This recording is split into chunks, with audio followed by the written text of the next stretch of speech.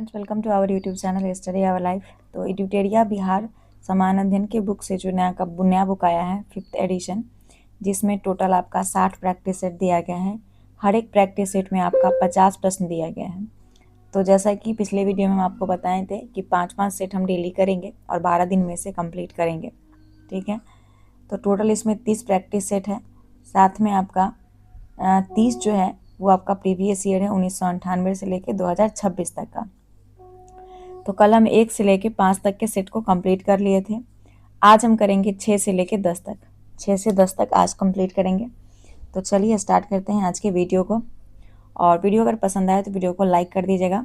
साथ में आपका बिहार तत्व संग्रह का जो वीडियो है कल से परसों तक में हम मैराथन उसका अपलोड कर देंगे पूरे बुक का। टोटल उसमें 154 पेज है।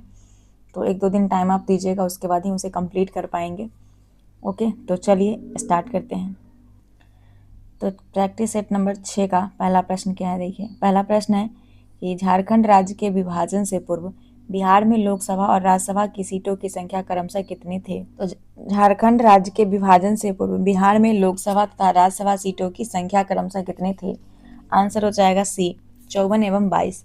2000 ईस्वी में, याद रखिएगा कि वर्ष 2000 ईस्वी में झारखंड के अलग होने से पहले अविभाजित बिहार में लोकसभा की 54 सीटें थी और राज्यसभा की 22 सीटें थी। वर्तमान में कितनी है? वर्तमान में 40 लोकसभा सीट है, 40 लोकसभा सीट है और 16 राज्यसभा सीट है। ठीक है। बिहार में अब तक कुल कितनी बार राष्ट्रपति शासन लागू किया गया है? तो बिहार में अब तक कुल 8 बार राष्ट्रपति शासन लगा है ना। भारतीय संविधान का आर्टिकल जो है आर्टिकल 356, आर्टिकल 356 जो है, इसके तहत बिहार में अब तक कुल 8 बार राष्ट्रपति शासन लगा है। सबसे पहली बार 1968 में भोला पासवान शास्त्री के काल में जो है राष्ट्रपति शासन लगा था। और आखिरी बार कब लगा था? 2005 में आखिरी बार लगा था। तो सबसे पहला याद रखिएगा 1968 में लगा था और अंतिम बार लगा था 2005 में। ठीक है। अगला सवाल देखिएगा कि निम्नलिखित में कौन राज्यपाल को उसके पद से बर्खास्त कर सकता है। तो राज्यपाल को उसके पद से बर्खास्त कर सकता है। ऑप्शन हो जाएगा आपका ऑप्शन हो जाएगा आंसर ए, सॉरी यहाँ पे राष्ट्रपति कर सकता है। राज्यपाल को उसके पद से बर्खास्त कौन कर सकता है? राष्ट्रपति कर सकता है। संविधान का अनुच्छेद 156 का फर्स्ट 156 के फर्स्ट के अनुसार राज्यपाल राष्ट्रपति के प्रसाद पर्यंत जो है अपना पद धारण करता है ना। इसीलिए राष्ट्रपति जब चाहे राज्यपाल को पद से हटा या बर्खास्त कर सकता है। राज्य मंत्री परिषद की बैठक की अध्यक्षता निम्नलिखित में कौन करता है? तो मुख्यमंत्री करता है। राज्य के कार्यपालिका का वास्तविक प्रमुख कौन होता है? वास्तविक प्रमुख तो मुख्यमंत्री ही होता है।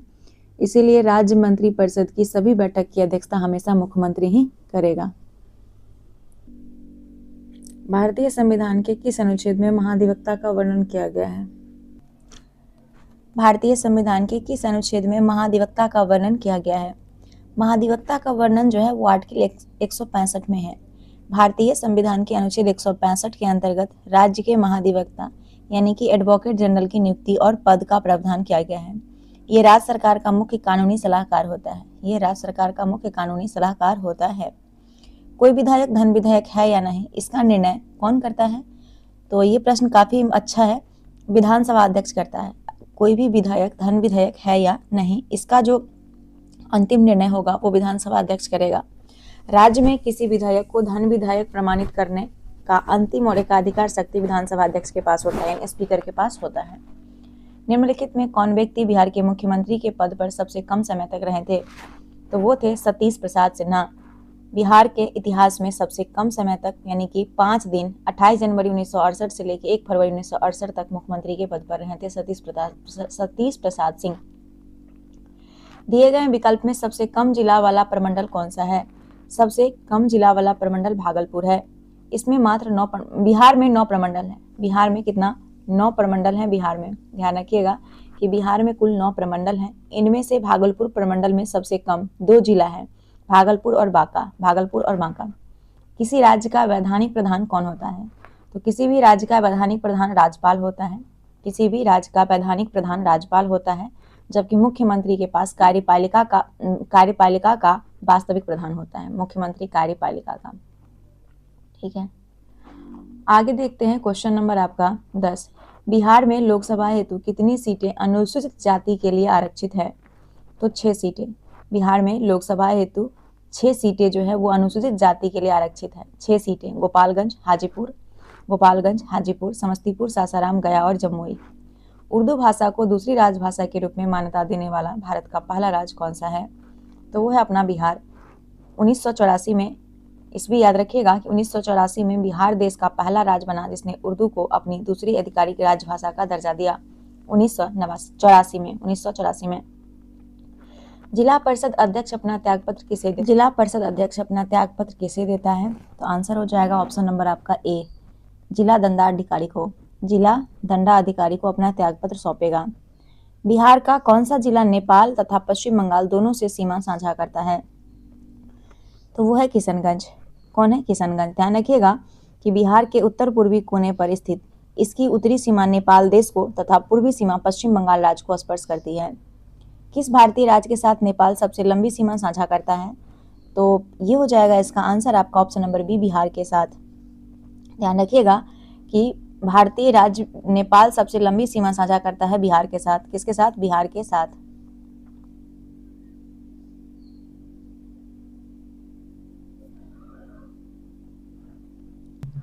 और इसका अगर हम एग्जैक्ट आंसर बताएं, देखिए कहीं कहीं आपको देखने को मिलेगा यूपी भी। यूपी जो है वो 551 किलोमीटर सीमा साझा करती है, या उत्तराखंड देखने को मिलेगा। लेकिन अगर आप देखेंगे भौगोलिक स्रोत के अकॉर्डिंग तो बिहार ही इसका करेक्ट आंसर हो जाएगा। ठीक है, अगला प्रश्न है कि निम्नलिखित में कौन बिहार की सर्वोच्च पर्वत चोटी है? तो बिहार की सर्वोच्च चोटी जो है वो हो जाएगा आपका इसमें से सोमेश्वर श्रेणी। बिहार का सर्वोच्च चोटी है सोमेश्वर श्रेणी। बिहार की सबसे अधिक वर्षा किस जिले में होती है? तो बिहार में सबसे अधिक वर्षा जो होती है वो किशनगंज में होती है। बंगाल की खाड़ी से आने वाले मानसून के सबसे नजदीक होने के कारण जो है बिहार के उत्तर पूर्वी जिला मतलब किशनगंज राज्य में सर्वाधिक औसत वर्षा होती है। किशनगंज में, कहाँ पे? किशनगंज में। बिहार में आपदा प्रबंधन हेतु सेंदई फ्रेमवर्क को कब लागू किया गया? तो बिहार में आपदा प्रबंधन हेतु सेंदई फ्रेमवर्क को जो लागू किया गया था वो 2015 में किया गया था। कहाँ? 2015 में किया गया था। बिहार में आपदा प्रबंधन हेतु ध्यान रखिएगा कि आपदा जोखिम न्यूनीकरण के लिए वैश्विक सेंडई फ्रेमवर्क को 2015 में अपनाया गया, जिसे बिहार सरकार ने भी अपना आपदा प्रबंधन रोडमैप के तहत उसी वर्ष लागू किया।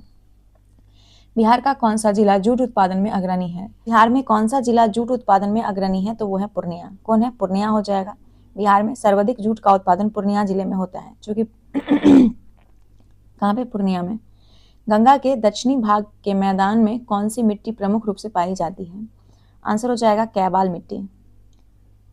दक्षिण गंगा के मैदान में पुरानी जलोढ़ मिट्टी पाई जाती है, जिसे स्थानीय भाषा में करेल कैबाल मिट्टी कहा जाता है। ये भारी और चिकनी मिट्टी होती है। करमनासा नदी बिहार के किस स्थान पर गंगा नदी में मिलती है? करमनासा चौसा के निकट। ध्यान रखिएगा कि करमनासा नदी यूपी और बिहार की सीमा बनाते हुए बक्सर जिले के चौसा के पास आकर गंगा नदी में विलीन हो जाती है। ओके, चलिए अब अगला देखते हैं 21 नंबर प्रश्न। कांबर झील बिहार के किस जिले में स्थित है? कांबर झील की बात करें तो कांबर झील बिहार के बेगूसराय में है। कांबर झील बिहार के बेगूसराय जिले में स्थित है। बिहार के बेगूसराय में है। अगला देखते हैं। अगला प्रश्न है कि निम्नलिखित में से कौन सा जलकुंड मुंगेर में स्थित है? मुंगेर में जो स्थित जलकुंड है वो है आपका उपयुक्त में से एक से अधिक। मुंगेर में स्थित जलकुंड हो जाएगा, एक तो आपका सीता कुंड है, सोमेश्वर कुंड है और ऋषि कुंड। ये तीनों आपका जो है जलकुंड मुंगेर में स्थित है। राजपुर नहर परियोजना किस नदी पर स्थित है? राजपुर नहर परियोजना कोसी नदी पर है। नहर परियोजना कोसी नदी पर है और बिहार का शोक कोसी को ही कहा जाता है। 2011 के जनगणना के अनुसार जनसंख्या की दृष्टि से बिहार का सबसे छोटा जिला कौन है? तो बिहार का सबसे छोटा जिला जनसंख्या की दृष्टि से अगर देखेंगे तो वो है शेखपुरा। कौन है? शेखपुरा बिहार का सबसे छोटा जिला है। बिहार के किस जिले में महिला साक्षरता दर सबसे न्यूनतम है? तो सहरसा में। बिहार के सहरसा जिले में महिला साक्षरता दर सबसे न्यूनतम है। अगला है 26। कर्नाट वंश का अंतिम शासक था। तो कर्नाट वंश की अगर हम बात करें तो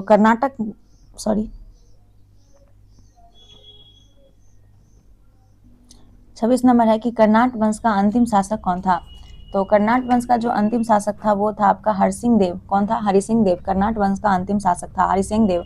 कर्नाट वंश की स्थापना जो है, इस राजवंश की स्थापना 1097 ईस्वी में नान्यदेव किए थे। कौन किए थे? नान्यदेव किए थे, इसको भी याद रखिएगा।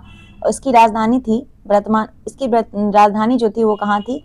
सिमरौनगढ़ था, जो कि वर्तमान नेपाल सीमा के पास है। बिहार का मिथिला या दरभंगा क्षेत्र में भी देखा गया था। उसके बाद हम बात करते हैं कि निम्न में किस पाल शासक की राजधानी मुंगेर यानी बिहार थी? क्योंकि धर्मपाल के समय से मुंगेर स्थानांतरित हो चुका था, लेकिन आंसर देवपाल दिया जा रहा है। क्या दिया जा रहा है? देवपाल दिया रहा है। तो करेक्ट आंसर आपका हो जाएगा देवपाल। ठीक है, तो ऑप्शन आपका बी करेक्ट आंसर हो जाएगा। पाल शासक की राजधानी मुंगेर यानी बिहार थी, तो देवपाल की। ठीक है, अगर हम पाल वंश की बात करें तो पाल साम्राज्य की स्थापना गोपाल ने 750 ईस्वी में किया था, और शुरुआती पाल शासक की जो सत्ता का मुख्य केंद्र था वो बंगाल और बिहार का क्षेत्र था। बंगाल और बिहार का क्षेत्र।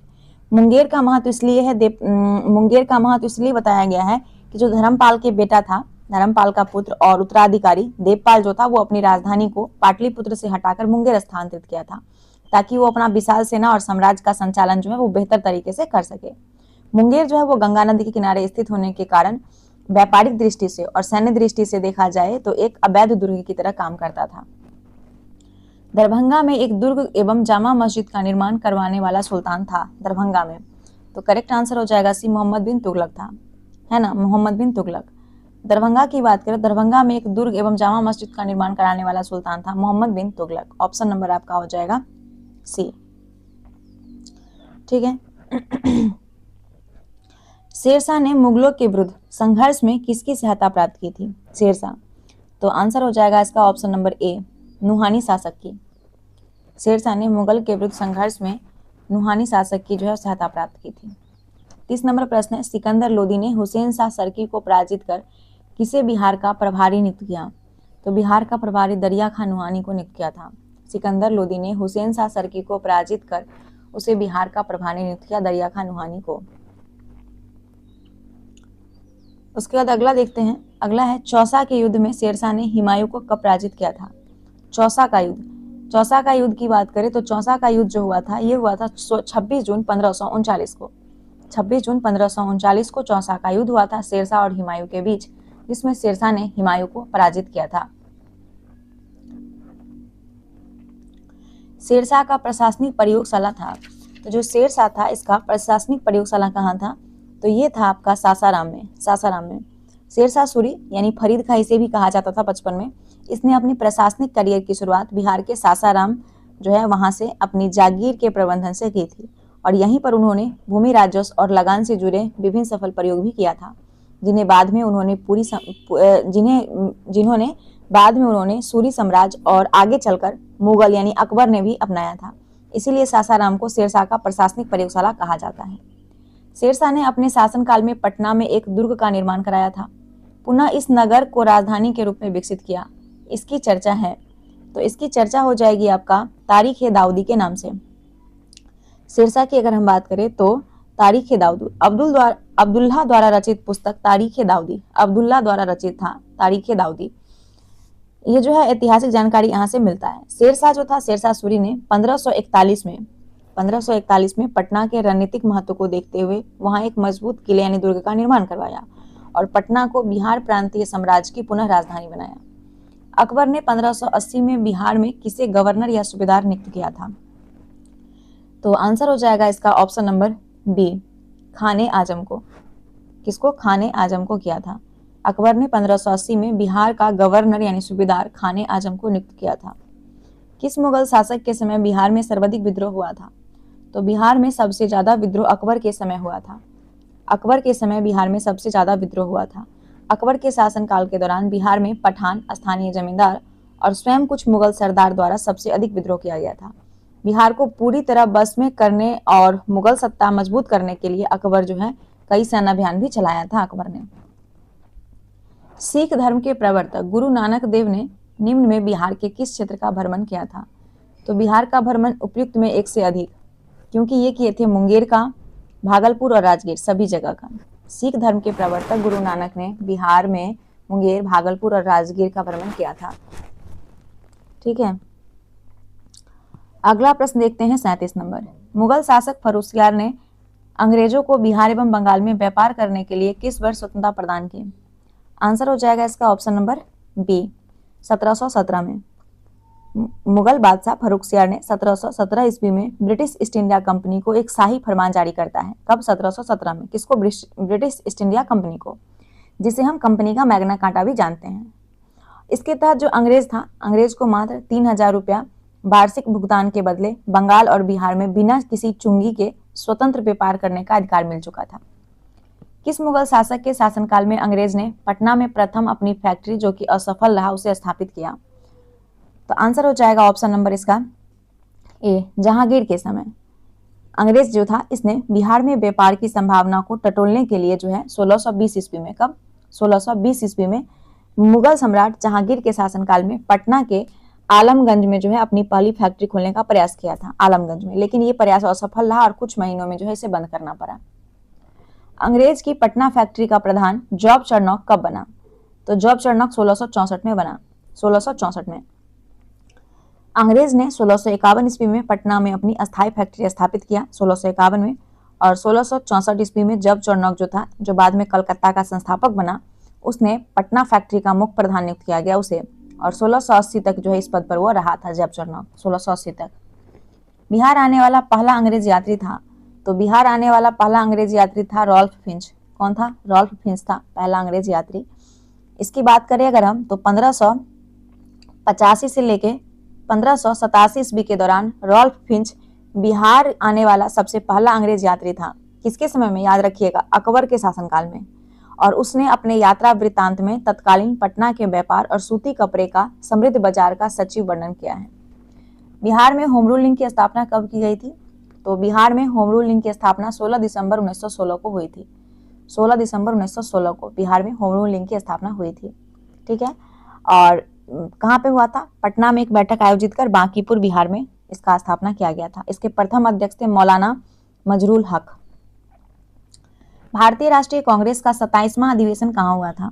27वां अधिवेशन हुआ था पटना में। कहाँ पे? पटना में हुआ था 27वां अधिवेशन। और 1912 में हुआ था। कब हुआ था? 1912 में हुआ था।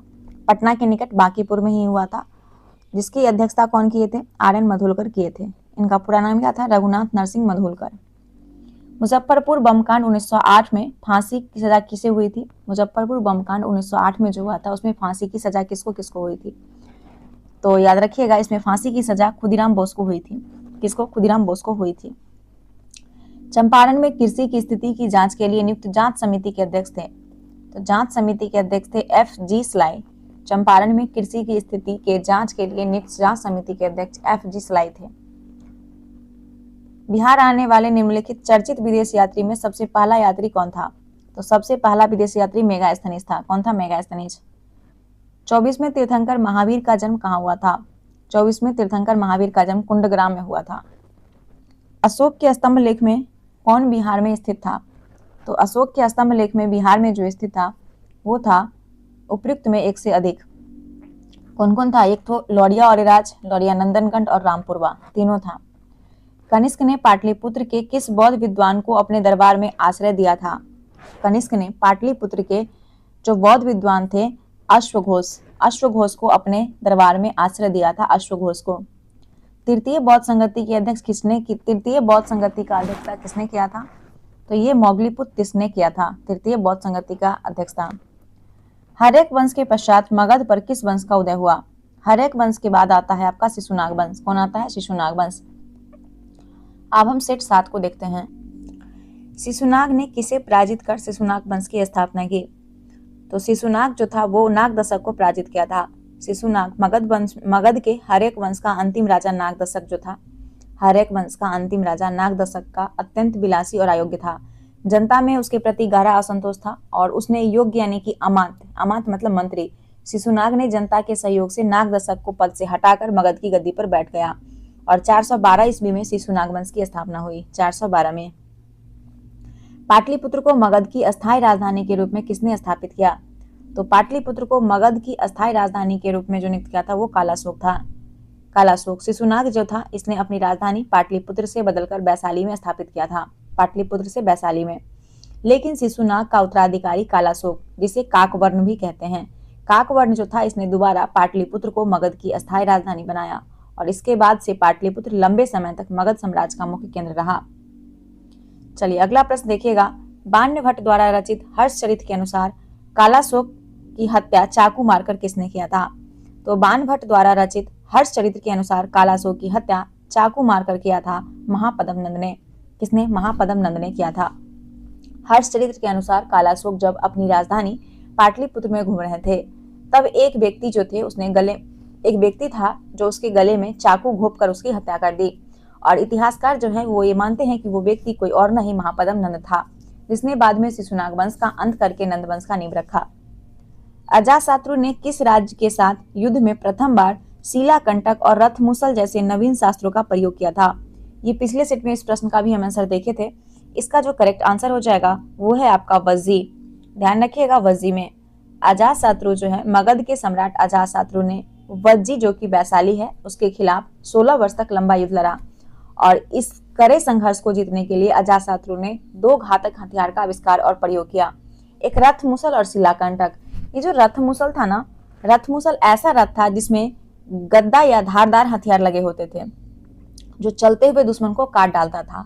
और शिलाकंटक जो था, शिलाकंटक ये बड़े पत्थर को तोप की तरह दूर फेंकने वाला एक सैन्य यंत्र था। निम्न में कौन सा महाजनपद गणतंत्र था? कौन सा महाजनपद गणतंत्र था? तो वो है वज्जी। वज्जी 6ठी शताब्दी ईसा पूर्व में बौद्ध ग्रंथ जो अंगुत्तर निकाय है, अंगुत्तर निकाय के अकॉर्डिंग 16 महाजनपद था, जिसमें वज्जी जो कि वैशाली में है और मल प्रमुख गणतंत्र थे, जहां का राजा का चुनाव होता था। और वो जो चुनाव होता था निर्णय संघ की सभा द्वारा लिया जाता था, उसका निर्णय संघ द्वारा लिया जाता था। वज्जी संघ 8 कुल का एक संघ था वज्जी, जिसमें लिच्छवी सबसे शक्तिशाली था। लिच्छवी आदि मानव के निवास के आरंभिक साक्ष्य बिहार में कहां से प्राप्त हुए हैं? आदि मानव के बारे में पूछा गया है, तो ये मुंगेर और नालंदा से। बिहार में पुरापाषाण काल के आदि मानव के निवास और उनके द्वारा उपयोग किए जाने वाले पत्थर के कुल्हाड़ी, चाकू, औजार, इस सब में सबसे शुरुआती पुरातात्विक साक्ष्य मुंगेर, भीमबांध और नालंदा जेठियन के क्षेत्रों से प्राप्त हुआ है। बिहार सहित पूर्वी भारत में आर्यों का आगमन हुआ था। तो बिहार सहित पूर्वी भारत में आर्यों का जो आगमन हुआ था वो उत्तर वैदिक काल में हुआ था। उत्तर वैदिक काल में हुआ था। ऋग्वैदिक काल में आर्य का विस्तार जो है मुख्य रूप से सप्त साधव प्रदेश, जिसको आप पंजाब और हरियाणा का क्षेत्र बोलते हैं, वहां तक सीमित था। ठीक है, लेकिन उत्तर वैदिक काल जो था, उत्तर वैदिक काल आपका 1000 ईसा से लेके 600 ईसा पूर्व था। यहाँ पर लोहे की खोज के बाद जंगल को काटना आसान हो गया और आर्य जो थे आर्य की ओर बढ़े। आर्य जो है वो पूरब की ओर बढ़े, आर्य पूरब की ओर बढ़े। और जब पूरब की ओर बढ़े तो सतपथ ब्राह्मण ग्रंथ में विदेह, जो कि मिथिला का क्षेत्र है, विदेह के राजा विदेह, जिनका नाम था विदेह माधव, और उनके पुरोहित थे गौतम राहुगण, इन दोनों के द्वारा बिहार के क्षेत्र में आर्य के आगमन और अग्नि द्वारा जंगल को साफ करने का स्पष्ट विवरण मिलता है। बिहार प्रांतीय किसान सभा की स्थापना किसके द्वारा की गई थी?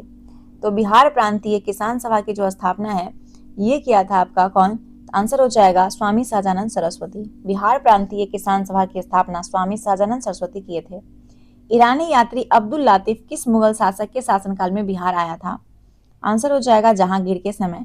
ईरानी यात्री अब्दुल लतीफ जो था वो जहांगीर के शासनकाल में बिहार आया था। अब है 10 नंबर प्रश्न, बिहार के किस उपनवाब की अफगानों ने हत्या कर दी? तो वो था आपका जैनुद्दीन हैबत जंग। वो बिहार के उपनवाब थे जैनुद्दीन हैबत जंग को अफगान ने हत्या कर दी। बिहार में सोरे के व्यापार का एकाधिकार अंग्रेज को किसने प्रदान किया? तो ये किया था आपका मीर जाफर ने। बिहार में सोरे के व्यापार का एकाधिकार मीर जाफर जो था इसने अंग्रेज को प्रदान किया था, मीर जाफर। बक्सर के युद्ध में अंग्रेजी सेना का नेतृत्व किसने किया? तो बक्सर के युद्ध में अंग्रेजी सेना का नेतृत्व हेक्टर मुनरो किया था। कौन किया था? Hector Munro. 1857 के विद्रोह में कहाँ के पुलिस जमादार हसन अली खां को फांसी की सजा दी गई थी? तो ये थे तिरहुत के। 1857 के विद्रोह में तिरहुत के पुलिस जमादार हसन अली खां को फांसी की सजा दी गई थी, जो तिरहुत के थे। निम्न में कौन बिहार में होम रूलिंग से संबंधित नहीं थे? तो बिहार में होम रूलिंग से संबंधित राजेंद्र प्रसाद नहीं थे। मजरूर हक जो थे वो बिहार में होम रूलिंग की स्थापना किए थे। अखिल भारतीय कांग्रेस का 37वां अधिवेशन बिहार में कहाँ आयोजित हुआ था? अखिल भारतीय कांग्रेस का 37वां अधिवेशन बिहार के गया में हुआ था। बिहार के गया में। बिहार में राजनीतिक प्रेरित दिवस कब मनाया जाता है? तो बिहार में राजनीतिक प्रेरित दिवस 10 अगस्त 1929 को मनाया गया। 10 अगस्त 1929 को। 1934 में पटना में स्थापित बिहार सोशलिस्ट पार्टी के सचिव कौन थे? तो जयप्रकाश नारायण। 1934 में पटना में स्थापित बिहार सोशलिस्ट पार्टी के सचिव जयप्रकाश नारायण थे। मुंगेर में संबंधी अवज्ञा आंदोलन का नेतृत्व किसने किया था? तो मुंगेर में संबंधी अवज्ञा आंदोलन का जो नेतृत्व किया था वो किए थे श्री कृष्ण सिंह। कौन किए थे? श्री कृष्ण सिंह। बिहार प्रदेश कांग्रेस कमेटी के प्रथम अध्यक्ष कौन थे? बिहार प्रदेश कांग्रेस कमेटी के प्रथम अध्यक्ष जो थे वो आपका हसन इमाम थे। कौन थे? हसन इमाम। बिहार में स्वराज दल का गठन किसकी अध्यक्षता में हुआ था? तो बिहार में स्वराज दल का गठन जो हुआ था वो नारायण प्रसाद की अध्यक्षता में, किसके? नारायण प्रसाद की अध्यक्षता में हुआ था। अगला देखते हैं। पटना में स्थापित अनुशीलन समिति की शाखा के संचालन का दायित्व किसको सौंपा गया था? तो ये सौंपा गया था आपको सचिंद्र नाथ सन्याल को। 1913 में, ध्यान रखिएगा कि 1913 में क्रांतिकारी सचिंद्र नाथ सन्याल ने पटना में अनुशीलन समिति की एक शाखा की स्थापना की 1913 में, और इस शाखा का मुख्य उद्देश्य बिहार के युवा में राष्ट्रवाद और क्रांतिकारी विचार को जो है वो प्रचार करना था। बहावी आंदोलन का मुख्य केंद्र था। बहावी आंदोलन का मुख्य केंद्र पटना था। बहावी आंदोलन, भारत में बहावी आंदोलन का मुख्य और सबसे महत्वपूर्ण केंद्र पटना था। रायबरेली के सैयद अहमद बरेलवी इस आंदोलन के प्रमुख नेता थे। सैयद अहमद बरेलवी प्रमुख नेता थे। उनके पटना आगमन 1821 के बाद यह शहर आंदोलन की गतिविधि, धन जुटाने और स्वयं सेवक को संगठित करने के लिए जो है सबसे बड़ा गढ़ बन चुका था। द बिहार हेराल्ड के संपादक कौन थे? तो द बिहार हेराल्ड के संपादक गुरु प्रसाद सेन थे। गुरु प्रसाद सेन थे। आंसर आपका हो जाएगा बी। देखिए, द बिहार हेराल्ड बिहार का पहला अंग्रेजी समाचार पत्र था बिहार का, जिसकी शुरुआत 1875 में बाबू गुरु प्रसाद सेन द्वारा किया गया था। अगला प्रश्न है कि बिहार के क्रांतिकारी नेता खुदीराम बोस को फांसी कब दी गई थी? तो खुदीराम बोस को 11 अगस्त 1908 को फांसी दी गई थी। 11 अगस्त 1908 को खुदीराम बोस को फांसी दी गई थी। याद होगा कि मुजफ्फरपुर के बदनाम ब्रिटिश मजिस्ट्रेट किंग्सफोर्ड की हत्या के प्रयास में, जिसको आप मुजफ्फरपुर बम कांड के नाम से जानते हैं, उसके आरोपी थे खुदीराम बोस, और उनको 11 अगस्त 1908 को मुजफ्फरपुर जेल में फांसी दी गई थी। फांसी के समय उनकी आयु क्या थी? मात्र 18 वर्ष थी, जिससे वो भारतीय स्वतंत्रता संग्राम के सबसे युवा शहीदों में से एक बने। किसकी अध्यक्षता में 1937 ईस्वी में छात्रों के राजनीति में रुचि लेने के लिए एक अखिल भारतीय छात्र दिवस मनाया गया था? तो आंसर है रामवृक्ष बेनीपुरी। ऑप्शन नंबर आपका हो जाएगा ए, रामवृक्ष बेनीपुरी। वर्ष 1937 की घटना है। 1937 में बिहार में छात्रों को स्वतंत्रता आंदोलन और राजनीतिक से जोड़ने के लिए प्रसिद्ध साहित्यकार और स्वतंत्रता सेनानी रामवृक्ष बेनीपुरी की अध्यक्षता में अखिल भारतीय छात्र का आयोजन किया गया था। 11 अगस्त 1942 को पटना में हुए सचिवालय गोलीकांड में निम्न में कौन से व्यक्ति शामिल थे? तो सचिवालय गोलीकांड में शामिल थे उपयुक्त में से एक से अधिक। एक तो उमाकांत प्रसाद सिंह थे और दूसरा रामानंदन सिंह थे, दोनों थे। 11 अगस्त 1942 में पटना में हुए सचिवालय गोलीकांड में शामिल थे कौन कौन? उमाकांत और रामानंदन। भारत छोड़ो आंदोलन के दौरान 11 अगस्त 1942 को पटना के सचिवालय पर तिरंगा फहराने की कोशिश किया गया था। उसमें जो ब्रिटिश पुलिस था उसने गोलीबारी किया था, जिसमें कि 7 स्टूडेंट शहीद हो चुके थे। 7 स्टूडेंट शहीद हो चुके थे। इसमें उमाकांत प्रसाद सिन्हा और रामानंद सिन्हा दोनों ही शामिल थे। इनके अलावे जो और थे वो थे सतीश प्रसाद झा, देवी पद चौधरी, राजेंद्र सिंह, जगपति कुमार, राम गोविंद सिंह, वो सभी शहीद हुए थे इनके साथ साथ। 2011 के जनगणना के अनुसार बिहार के किस जिले का लिंगानुपात सर्वाधिक है? तो सबसे ज्यादा लिंगानुपात है वो गोपालगंज का है। कहाँ का? गोपालगंज का लिंगानुपात सबसे ज्यादा है। 2011 के जनगणना के अनुसार जो गोपालगंज है यहाँ का लिंगानुपात कितना है? 1021 है, यानी कि 1000 पुरुष पर 1021 महिलाएं हैं। और इसका विपरीत अगर देखा जाए तो अपने बिहार का सबसे कम लिंगानुपात वाला जिला मुंगेर है, 876 सबसे कम है। जनसंख्या घनत्व की दृष्टि से भारतीय राज्य तथा केंद्र शासित प्रदेश में बिहार का स्थान कौन सा है? तो जनसंख्या घनत्व के अकॉर्डिंग देखा जाए तो अपना जो बिहार है इसका स्थान 6ठा है। जनसंख्या घनत्व की दृष्टि से भारतीय राज्य और केंद्र शासित में 6ठा स्थान है। 6ठा स्थान है। ठीक है, अगला देखते हैं। निम्न में कौन स्वतंत्रता के पश्चात बिहार के प्रथम राज्यपाल थे? तो जयराम दास दौलतराम। ऑप्शन नंबर आपका हो जाएगा सी। 15 अगस्त 1947 को भारत हमारा आजाद हुआ था। उसके बाद बिहार के सबसे पहले राज्यपाल जयराम दास दौलतराम बने और इस पद पर वह 1947 से 1948 तक रहे थे। प्रसिद्ध सीताकुंड का संबंध किस जिले से है? सीताकुंड का संबंध मुंगेर जिले से है। सीताकुंड का संबंध मुंगेर जिले से है ना। बिहार के किस जिले में तराई मिट्टी की सर्वाधिक बहुलता पाई जाती है? तो तराई मिट्टी की सर्वाधिक बहुलता जो है ये आपका पश्चिमी चंपारण में। कहाँ पे? पश्चिमी चंपारण में है। Option number A. अगर हम तराई मिट्टी की बात करें तो पश्चिमी चंपारण जिले में इस मिट्टी का विस्तार और बहुलता सबसे अधिक है, क्योंकि यह हिमालय के शिवालिक तराई क्षेत्र के अंतर्गत आता है। अगला देखते हैं, किस लोक नृत्य का संबंध बिहार से है? किस लोक नृत्य का संबंध बिहार से है? उपयुक्त में एक से अधिक। नचारी का भी है, जोगिरा भी है और झिझिया भी है। ये तीनों संबंध आपका बिहार से है, तीनों का संबंध।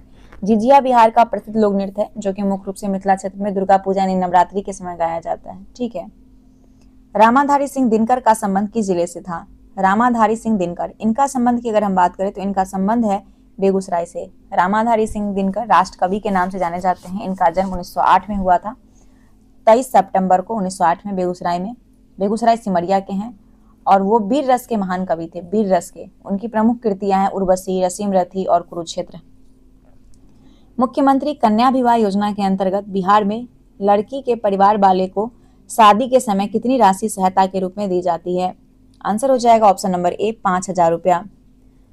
बिहार सरकार द्वारा समाज कल्याण विभाग द्वारा संचालित मुख्यमंत्री कन्या विवाह योजना के तहत आर्थिक रूप से जो कमजोर हैं यानी बीपीएल परिवार के लोग हैं, उनकी बेटियों को विवाह के समय 5,000 की वित्तीय सहायता सीधे बैंक खाते में दी जाती है। उद्देश्य है बाल विवाह रोकना और विवाह पंजीकरण को बढ़ावा देना। बिहार में जिला परिषद की कुल संख्या कितनी है? तो बिहार में जिला परिषद की कुल संख्या जो है ये आपका कितना हो जाएगा? 38 है ना। बिहार में पंचायती राज व्यवस्था के तहत प्रशासनिक जिलों के अनुसार ही जिला परिषद का गठन किया जाता है। चूंकि बिहार में 38 जिले हैं, इसीलिए राज्य में जिला परिषद की संख्या 38 है। पटना नगर निगम की स्थापना किस वर्ष की गई थी? तो 1952 में। 1952 में पटना नगर निगम की स्थापना हुई थी, 1952 में।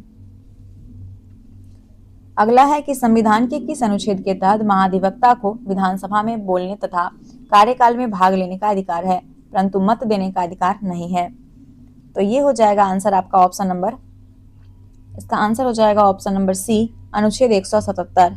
अनुच्छेद 177 भारतीय संविधान का अनुच्छेद 177 के तहत राज्य के मंत्री और महाधिवक्ता को राज्य विधानमंडल के किसी भी सदन में बोलने और कार्यवाही में भाग लेने का अधिकार प्राप्त है, लेकिन उन्हें मतदान करने का अधिकार नहीं है। उन्हें मतदान करने का अधिकार नहीं है। राज्य विधानमंडल के अंग होते हैं, तो राज्य विधानमंडल के जो अंग होते हैं, आंसर हो जाएगा आपका ऑप्शन नंबर इसमें से डी, उपयुक्त में से एक से अधिक। कौन कौन होता है? तो एक होता है राज्यपाल, विधानसभा और विधान परिषद, सभी है राज्य विधानमंडल के अंग।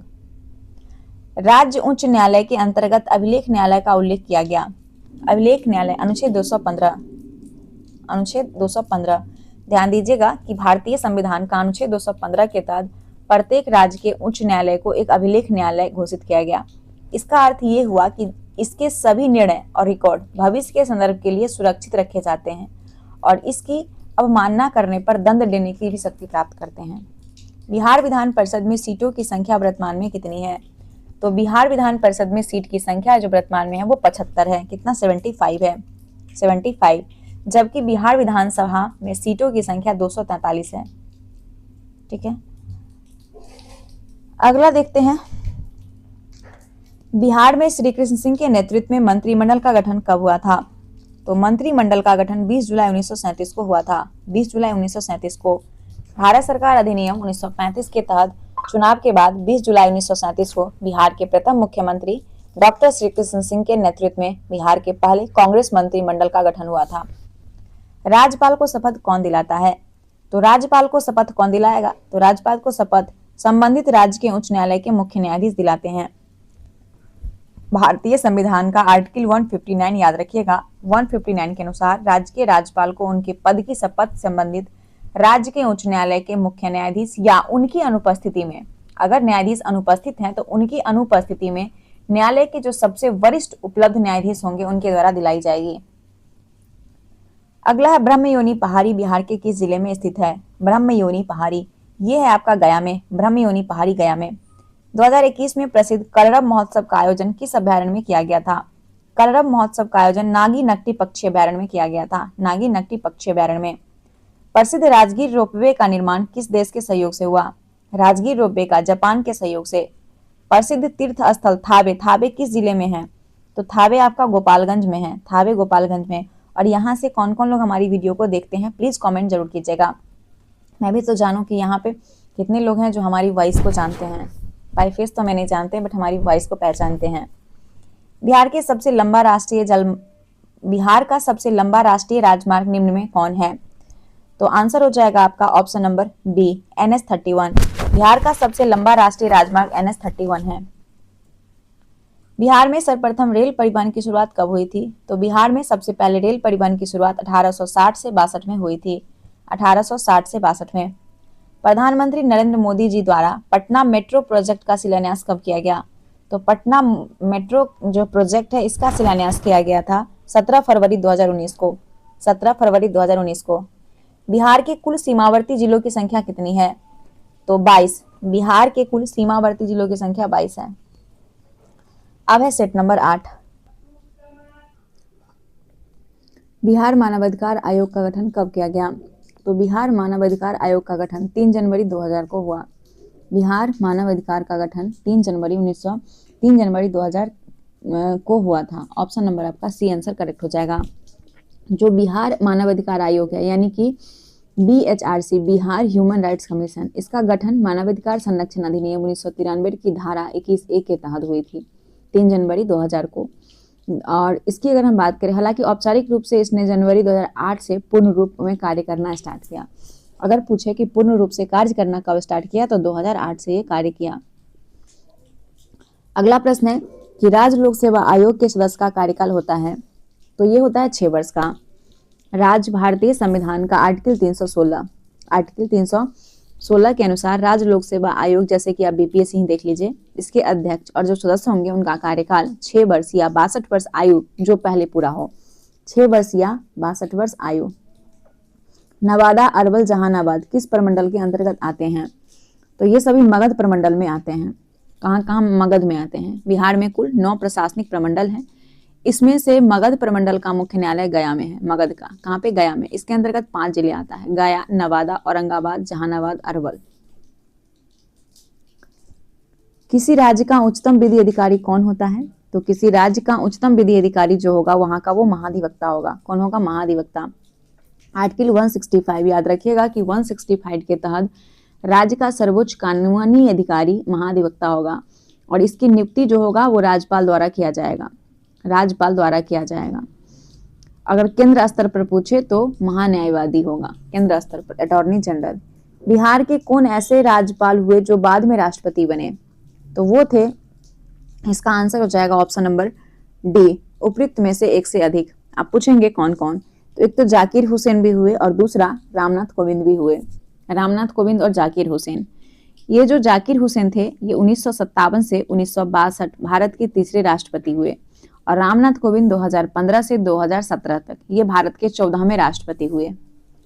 बिहार विधानसभा सदस्य चुने जाने हेतु न्यूनतम आयु सीमा क्या है? तो 25 वर्ष है न्यूनतम आयु। भारतीय संविधान का आर्टिकल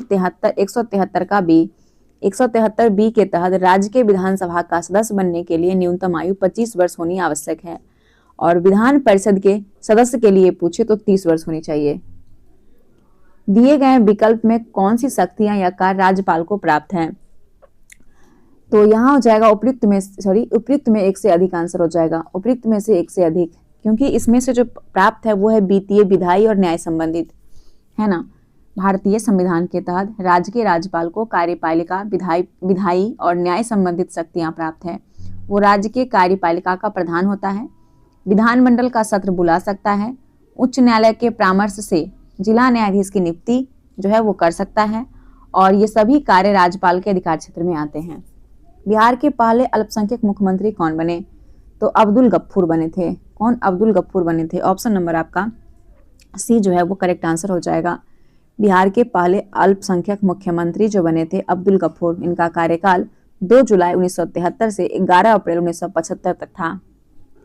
किसी राज्य का संपूर्ण प्रशासन किसके नाम से संचालित किया जाता है? तो किसी राज्य का संपूर्ण प्रशासन जो है ये चलाता है राज्यपाल के नाम से। किसके नाम से? राज्यपाल के नाम से, है ना। आर्टिकल 154 से लेके 166 इसके अनुसार राज्य के सभी कार्यपालिका कार्यवाही और प्रशासनिक कार्य औपचारिक रूप से गवर्नर के नाम से किए जाते हैं। भले ही वास्तविक प्रधान जो होते हैं वो मुख्यमंत्री होते हैं, है ना, और उनकी मंत्री परिषद सब मिलकर कार्य करती है।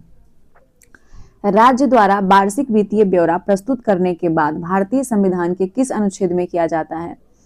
तो आर्टिकल 202 हो जाएगा। राज्य द्वारा वार्षिक वित्तीय ब्यौरा, जिसको आप बजट बोलते हैं, बजट जो है ये प्रस्तुत करने की बात भारतीय संविधान का अनुच्छेद 202 में जो है किया गया है, 202 में। चलिए अगला प्रश्न देखते हैं।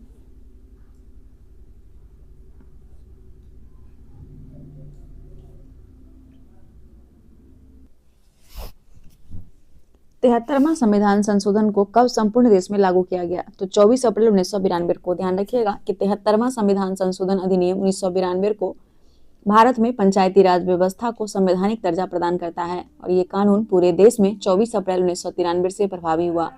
और यही कारण है कि भारत में हर साल 24 अप्रैल को राष्ट्रीय पंचायत राज दिवस के रूप में मनाते हैं, 24 अप्रैल को। बिहार का कुल क्षेत्रफल भारत के कुल क्षेत्रफल का कितना प्रतिशत है? तो 2.86%, ऑप्शन नंबर सी। ध्यान रखिएगा कि आंसर हो जाएगा आपका 2.86। बिहार का कुल भौगोलिक क्षेत्रफल 94,163 वर्ग किलोमीटर है और ये क्षेत्रफल भारत के कुल क्षेत्रफल का ठीक 2.86% है। क्षेत्रफल की दृष्टिकोण से बिहार देश का 12वां सबसे बड़ा राज्य है क्षेत्रफल की दृष्टि से। दिए गए विकल्प में कौन सा जिला नेपाल और यूपी के साथ सीमा साझा करता है? तो नेपाल और यूपी के साथ जो अपना सीमा साझा करता है वो हो जाएगा पश्चिम चंपारण। कौन हो जाएगा? पश्चिम चंपारण। ऑप्शन नंबर आपका एक करेक्ट आंसर है। पश्चिम चंपारण जो है ये उत्तरी पश्चिमी कोने में स्थित है और ये जिला अपनी उत्तरी सीमा अंतर्राष्ट्रीय स्तर पर नेपाल के साथ और पश्चिमी सीमा पड़ोसी राज्य यूपी के साथ सीमा साझा करता है। यहाँ सिवान की बात करें तो सिवान केवल यूपी के साथ अपना सीमा साझा करता है और सीतामढ़ी नेपाल से सीमा बनाता है। ग्रीष्म ऋतु में सामान्यतः किस जिले का तापमान सर्वाधिक रहता है? ग्रीष्म ऋतु में तापमान कहाँ का सबसे ज्यादा रहता है? तो ये गया का। कहाँ का? गया जो है हमारे बिहार में सबसे ज्यादा गर्म और सबसे ठंडा जिला दोनों है गया। रेत एवं कंकर युक्त बल पत्थर मिट्टी के किस क्षेत्र में सर्वाधिक हो जाती है? तो आंसर है आपका कैमूर में। ध्यान रखिएगा कि रेत एवं कंकर युक्त, जिसको आप बलथर मिट्टी बोलते हैं, बलथर मिट्टी मुख्य रूप से छोटा नागपुर पठार और गंगा के दक्षिणी मैदान भाग के मिलन स्थल में पाई जाती है और ये मिट्टी कैमूर पहाड़ी क्षेत्र से लेकर भागलपुर तक एक संकीर्ण पट्टी में फैली है और इस मिट्टी में रेत और कंकर की मात्रा अधिक होने के कारण इनकी जल धारण क्षमता कम होती है और ये उपजाऊ भी कम होते हैं। कोसी नदी किस स्थान पर गंगा नदी में मिलती है? कोसी गंगा नदी में कुर्सेला में मिलती है। कोसी नदी जो है बिहार का शोक कहा जाता है। ये नेपाल से निकलकर बिहार में प्रवेश करती है और ये नदी बिहार के कुर्सेला नामक स्थान से जो है आकर गंगा में विलीन हो जाती है। तो आंसर आपका हो जाएगा सी। दक्षिणी बिहार में किस नदी को हिरण्यव्याह के नाम से जानते हैं? हिरण्यव्याह के नाम से। तो ये हो जाएगा दक्षिणी बिहार की प्रमुख नदी सोन नदी का नाम आपने सुना होगा। सोन नदी को प्राचीन ग्रंथ और पुराण में हिरण्यव्याह या सोनभद्र के नाम से भी पुकारा जाता है। हिरण्यव्याह क्या कहते हैं इसको? तो हिरण्यव्याह का अर्थ होता है कि सोना बहाने वाली नदी, क्योंकि प्राचीन काल में इसके बालू के कणों में सोने के अंश पाए जाते थे, इसलिए सोन हो जाएगा। प्रसिद्ध तुतला जलप्रपात कहाँ स्थित है? तुतला जलप्रपात सासाराम में है। तुतला भवानी जलप्रपात या तुतला जलप्रपात जो बोले बिहार के रोहतास जिले में सासाराम तिलौद के पास जो है स्थित है और ये हरी भरी पहाड़ी और प्राकृतिक वादियों के बीच घिरी हुई एक बेहद खूबसूरत प्रसिद्ध पर्यटन स्थल भी है। अगला देखते हैं, लीची उत्पाद में बिहार का स्थान देश में कौन सा है? लीची उत्पादन में, तो लीची उत्पादन में पहले स्थान पे अपना बिहार है। देश के कुल लीची उत्पादन में बिहार पहला स्थान पे है। भारत का 70% से अधिक लीची अकेले बिहार में उगाई जाती है और इसमें भी बिहार का मुजफ्फरपुर जिला बेहतरीन शाही लीची के लिए दुनिया भर में मशहूर है, जिसे जीआई टैग भी प्राप्त है। बिहार सरकार द्वारा कृषि रोड मैप फर्स्ट की शुरुआत कब की गई थी? तो 2008 में हुआ था। 2008 में कृषि रोड मैप फर्स्ट की शुरुआत। जैविक कृषि को बढ़ावा देने के उद्देश्य से बिहार सरकार द्वारा जैविक कॉरिडोर हेतु कितने जिलों का चयन किया गया है? जैविक कॉरिडोर हेतु कितने जिलों का चयन हुआ है? तो 13। कितना? 13। ऑप्शन नंबर आपका हो जाएगा सी 13 जिलों का। ध्यान रखिएगा कि बिहार में ऑर्गेनिक फार्मिंग या जैविक खेती बोलते हैं, इसको प्रोत्साहित करने के लिए गंगा नदी के किनारे पड़ने वाले 13 जिलों को मिलाकर एक जैविक कॉरिडोर विकसित किया गया और इन जिलों में जो किसान हैं उनको जैविक खेती करने के लिए सरकार विशेष अग्रिम अनुदान और प्रमाणन सुविधा भी देगी। अगला प्रश्न है 22 नंबर। सेवक राम तथा हुलास लाल का संबंध बिहार के किस गौरवशाली कला शैली से रहा है? तो आंसर हो जाएगा ऑप्शन नंबर सी, पटना कलम शैली से। सेवक राम और हुलास लाल पटना कलम शैली के प्रमुख चित्रकार थे। यह शैली मुगल साम्राज्य के पतन के बाद बिहार में विकसित हुआ था। मखाना अनुसंधान केंद्र स्थित है, तो ये दरभंगा में है। मखाना अनुसंधान केंद्र कहाँ है? दरभंगा में। राष्ट्रीय मखाना अनुसंधान केंद्र बिहार के दरभंगा में है। 2011 के जनगणना के अनुसार बिहार की कुल साक्षरता दर, तो बिहार की कुल साक्षरता दर 61.8% है 2011 के जनगणना के अकॉर्डिंग। बिहार का सर्वाधिक अनुसूचित जाति की आबादी वाला जिला कौन है? तो ये है आपका गया। बिहार में जनसंख्या और प्रतिशत दोनों के मामले में सबसे अधिक जो एससी हैं, एससी आबादी वाला जिला वो गया है। शेरशाह का मकबरा स्थित है, तो सासाराम बिहार में है। शेरशाह का मकबरा, सूरी वंश के संस्थापक थे शेरशाह। इनका मकबरा रोहतास जिले के सासाराम शहर में एक कृत्रिम झील के बीच बना हुआ है। सिखों के 10वें गुरु गुरु गोविंद सिंह का जन्म कहाँ हुआ था? तो सिख के 10वें गुरु गुरु गोविंद सिंह का जन्म पटना में हुआ था। कहाँ? पटना में 22 दिसंबर 1666 को। डचों ने बिहार में अपनी फैक्ट्री कब स्थापित की थी? तो 1632 में। डच जो था इसने बिहार में अपनी फैक्ट्री पटना में 1632 में स्थापित किया था। वर्तमान में ये पटना कॉलेज का हिस्सा है। पटना में हुए 1857 के विद्रोह में कौन सा अंग्रेज अधिकारी मारा गया था? तो जो अंग्रेज अधिकारी मारा गया था वो डॉक्टर आर लायल था। डॉक्टर आर लायल था जो मारा गया था। 3 जुलाई 1857 को पटना में पीर अली के नेतृत्व में विद्रोह को दबाने के प्रयास में अफीम एजेंट डॉक्टर आर लायल जो थे ये मारे गए थे। बिहार में बहावी आंदोलन से जुड़े नेता, तो बिहार में बहावी आंदोलन से जुड़े नेता थे उपयुक्त में से एक से अधिक। तो कौन कौन थे देख लीजिएगा। तो एक तो हो जाएंगे, एक मिनट, इसमें इनायत अली भी थे, ठीक है, मौलवी विलायत अली भी थे और फराहत हुसैन भी थे। लेकिन इसमें सर आंसर दिए हैं सिर्फ एक ही, 30 का डी। हाँ सही है, सही है, सभी हो जाएंगे। बिहार में बहावी आंदोलन से जुड़े थे इनायत अली, मौलवी विलायत अली और फरहात हुसैन। ऑप्शन नंबर आपका D is the correct answer हो जाएगा। स्वराज नामक समाचार पत्र के संपादक कौन थे? स्वराज के शांति नारायण थे। कौन थे? शांति नारायण थे। इलाहाबाद से प्रकाशित होने वाली क्रांतिकारी समाचार पत्र स्वराज के संपादक शांति नारायण थे। सचिंद्रनाथ सन्याल ने पटना के अनुशीलन समिति की एक शाखा कब स्थापित किया था? तो 1913 में। ध्यान रखिएगा कि क्रांतिकारी गतिविधि को बढ़ावा देने के लिए सचिंद्रनाथ सन्याल ने 1913 ईस्वी में पटना में अनुशीलन समिति की शाखा स्थापित की। बिहार प्रांतीय सम्मेलन का पहला अधिवेशन कहाँ हुआ था? तो बिहार प्रांतीय सम्मेलन का जो पहला अधिवेशन हुआ था ये पटना में हुआ था। कहाँ हुआ था? पटना में हुआ था। बिहार प्रांतीय सम्मेलन का पहला अधिवेशन पटना में हुआ था 1908 में और सर अली इमाम जो थे इसकी अध्यक्षता किए थे, सर अली इमाम। ठीक है, आगे देखते हैं। बिहार में अंबारी सत्याग्रह 1939 का नेतृत्व किसने किया था? बी राहुल सकृत्यानंद। बिहार में अंबारी सत्याग्रह 1939 का नेतृत्व राहुल सकृत्यानंद किए थे। बिहार के किस जिले में गांधी जी ने एक सभा को संबोधित करते हुए कहा कि भारत में जब तक गांव के लोगों की दशा में सुधार नहीं होता तब तक सच्चा स्वराज नहीं प्राप्त हो सकता? तो आंसर हो जाएगा भी मुजफ्फरपुर में। बिहार के मुजफ्फरपुर जिले में गांधी जी ने संबोधित करते हुए कहा था कि भारत में जब तक गांव के लोगों की दशा में सुधार नहीं होता तब तक सच्चा स्वराज प्राप्त नहीं हो सकता। बिहार के किस व्यक्ति ने खिलाफत आंदोलन का जमकर विरोध किया था? तो आंसर डी उपयुक्त में एक से अधिक, क्योंकि हसन इमाम थे, सैयदानंद सिन्हा थे। इन दोनों ने बिहार में खिलाफत आंदोलन का विरोध किया था, सैयदानंद सिन्हा और हसन इमाम। असहयोग आंदोलन के दौरान बिहार में कृषक का नेतृत्व किसने किया?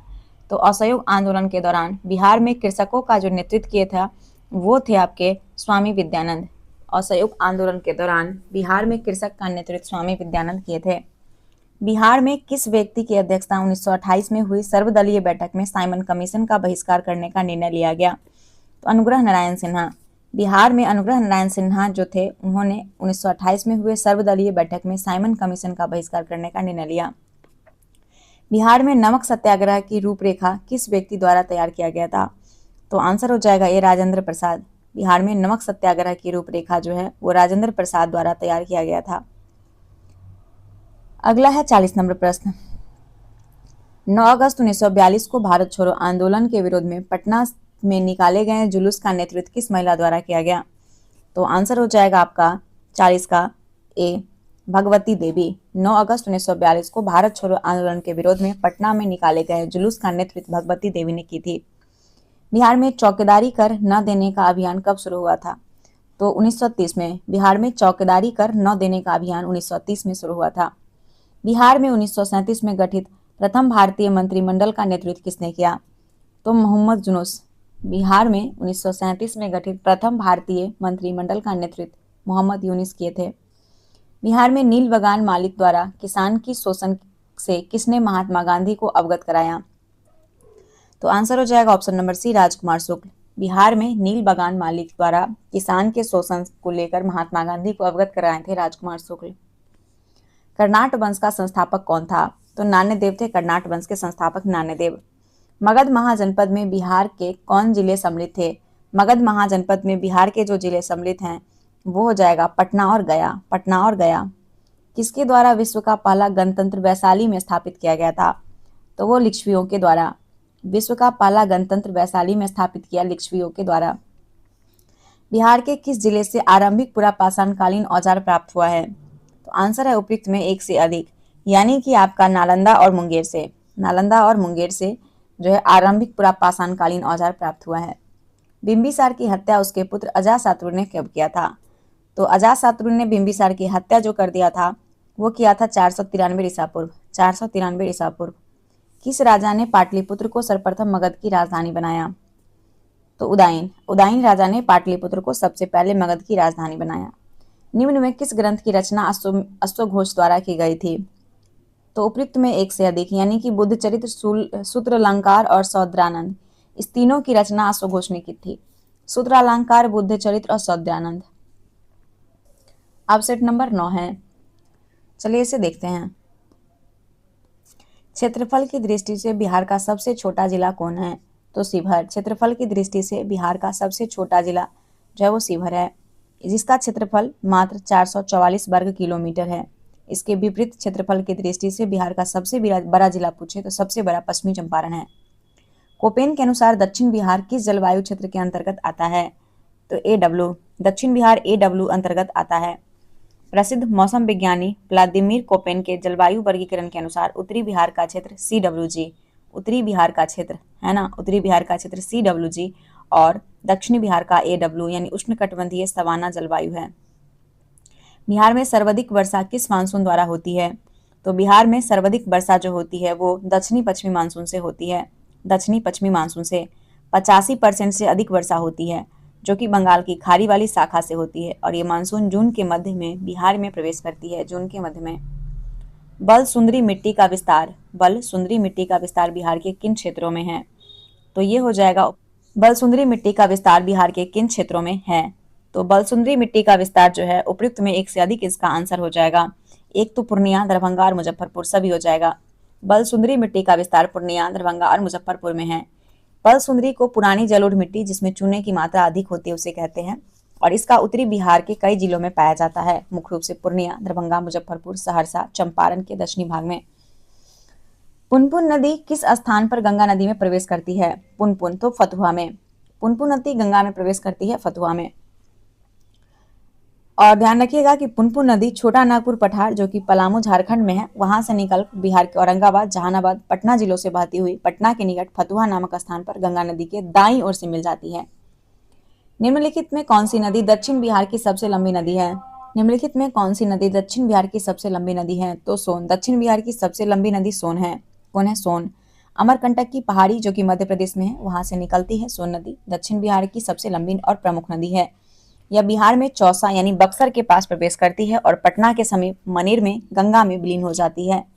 इसकी बिहार में लंबाई लगभग 202 मीटर है, 202 किलोमीटर है, किलोमीटर। तेलहर कुंड किस जिले में स्थित है? तेलहर कुंड आपका कैमूर में है। तेलहर कुंड कहाँ है? कैमूर में है तेलहर कुंड। तेलहर प्रपात बोले या कुंड बोले बिहार के कैमूर यानी भभुआ जिले में है। बिहार में नहरों का सर्वाधिक सिंचाई किस जिले में होता है? तो नहरों का सिंचाई सबसे ज्यादा रोहतास में होता है। कहाँ? रोहतास में होता है सबसे ज्यादा।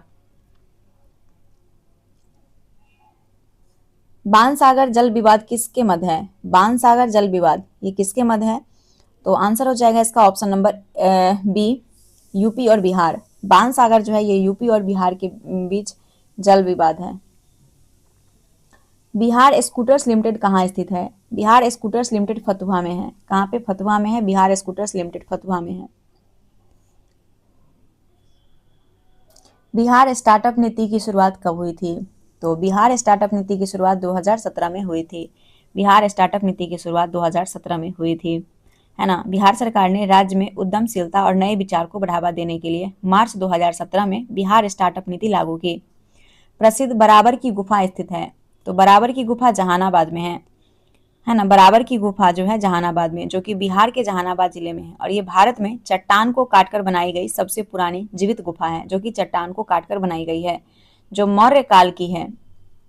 और ये जो है अशोक के समय की है। बिहार के किस राजनेता को लोक नायक के उपनाम से जाना जाता है? लोक नायक कहते हैं जयप्रकाश नारायण को। जयप्रकाश नारायण को लोक नायक कहते हैं, है ना, यानी कि जनता का नेता। उन्होंने 1970 के दशक में इंदिरा गांधी सरकार के खिलाफ संपूर्ण क्रांति आंदोलन का नेतृत्व किया था। निम्न में कौन प्रथम हिंदी समाचार पत्र है? तो प्रथम हिंदी समाचार पत्र बिहार बंधु है। कौन है? बिहार बंधु है। बिहार बंधु 1872 में कोलकाता से और बाद में 1874 में पटना से प्रकाशित होने वाला बिहार बंधु बिहार का पहला हिंदी समाचार पत्र है। इसकी शुरुआत किसने किया था? तो केशव राम भट्ट किए थे। कौन? केशव राम भट्ट। निम्नलिखित में किसके द्वारा बिहार साइंटिफिक सोसाइटी की स्थापना की गई?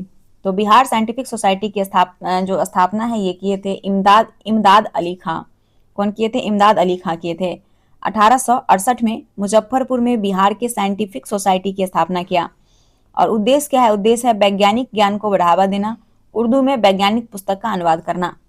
बिहार की पहली मैथिली फिल्म थी, तो बिहार की पहली मैथिली फिल्म कन्यादान थी। कौन थी? कन्यादान। 1965 में रिलीज हुई थी कन्यादान। बिहार का अक्षांशीय विस्तार है। तो बिहार का अक्षांशीय विस्तार 24 डिग्री 20 मिनट 10 सेकंड से लेकर 27 डिग्री 31 मिनट 15 डिग्री उत्तरी अक्षांश के बीच है। Option number B. जनसंख्या की दृष्टि से बिहार का सबसे छोटा जिला कौन है? तो जनसंख्या की दृष्टि से बिहार का सबसे छोटा जिला शेखपुरा है। कौन है? शेखपुरा है ना। शिवहर क्षेत्रफल की दृष्टि से सबसे छोटा है, लेकिन जनसंख्या की दृष्टि से पूछे तो शेखपुरा, और इससे पूछे क्षेत्रफल की दृष्टि में तो शिवहर। 18वीं विधानसभा चुनाव 2025 में निर्वाचित महिला विधायक की संख्या कितनी है? तो बात करते हैं हम इसमें। इसका आंसर हो जाएगा 29। कितना? 29 हो जाएगा। 18वीं बिहार विधानसभा चुनाव 2025 में निर्वाचित महिला विधायक की संख्या 29 है। अगला देखते हैं 20 नंबर प्रश्न। बिहार सरकार द्वारा 7 निश्चय फर्स्ट की शुरुआत कब की गई थी?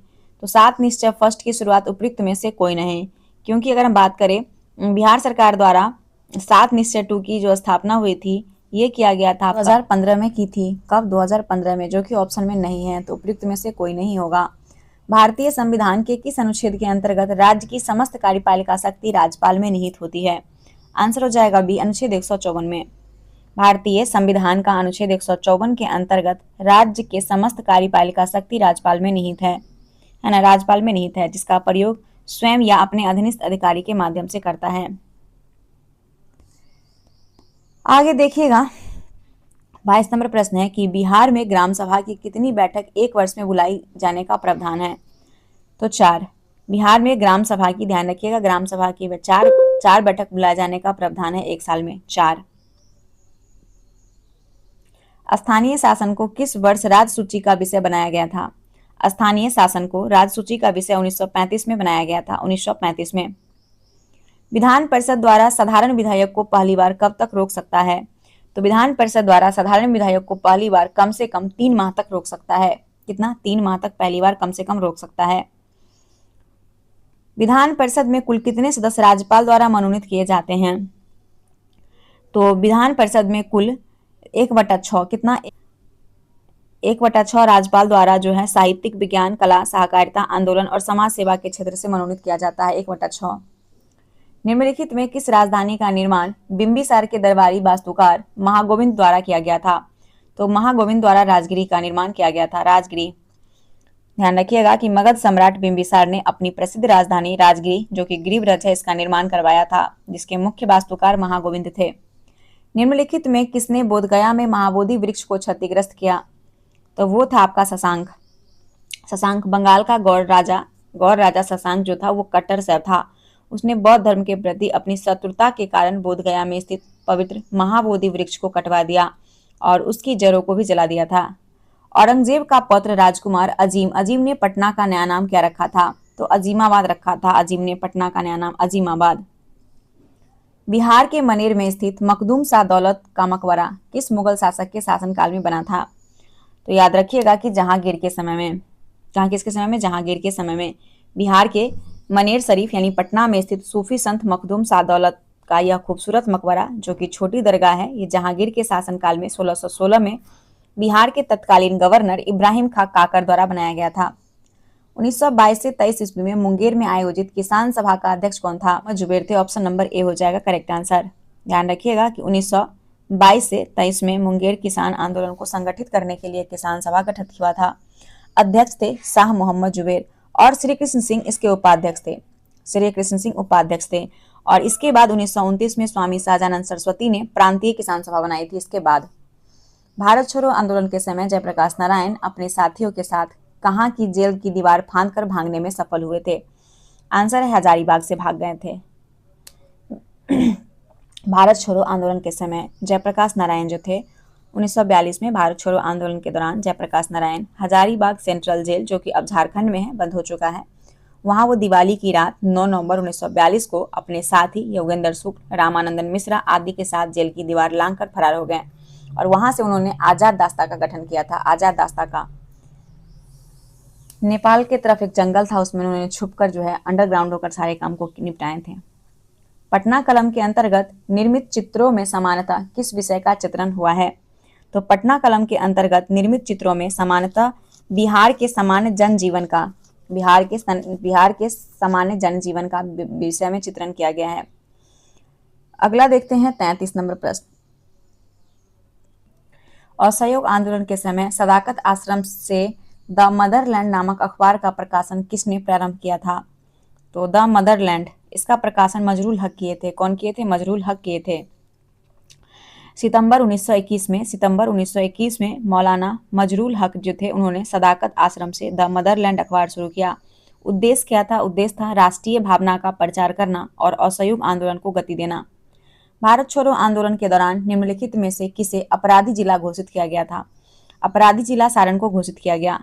1942 में भारत छोड़ो आंदोलन के दौरान सारण जिले के क्रांतिकारी गतिविधि बहुत तीव्र थी। वहां के लोग ने सरकारी तंत्र को ठप कर दिया, जिसके कारण ब्रिटिश सरकार ने सारण को अपराधी जिला घोषित किया। सारण को। द्वितीय बौद्ध संगति का आयोजन किसके शासनकाल में हुआ?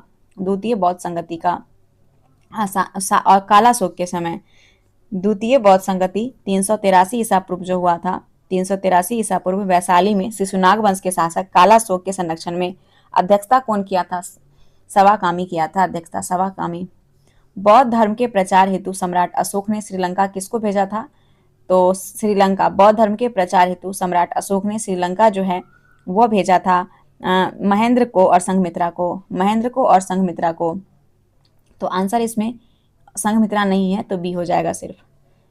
किस तिब्बती बौद्ध यात्री ने नालंदा और उदंतपुरी में हुए बख्तियार खिलजी के आक्रमण का वर्णन किया? तो वो था धर्मस्वामिनी। किसने? धर्मस्वामिनी जो था उसने। तिब्बती बौद्ध भिक्षुक और यात्री धर्मस्वामिनी ने 13वीं शताब्दी में बिहार की यात्रा की। उन्होंने अपनी यात्रा वृत्तांत में नालंदा और उदंतपुरी विश्वविद्यालय पर बख्तियार खिलजी द्वारा किए गए विनाशकारी आक्रमण को आंखों देखा विवरण दिया। हुमायूं के समय बिहार पर किसका अधिकार था? तो हुमायूं के समय बिहार पर जो अधिकार था वो था अफगानियों का। किसका? अफगानियों का। याद होगा कि हुमायूं के शासनकाल के दौरान बिहार में अफगान शक्ति बहुत मजबूत थी, जिसका नेतृत्व मुख्य रूप से शेरशाह सूरी यानी फरीद खान और अन्य अफगान सरदार कर रहे थे। उन्होंने हुमायूं को चौसा और कन्नौज के युद्ध में पराजित भी किया था।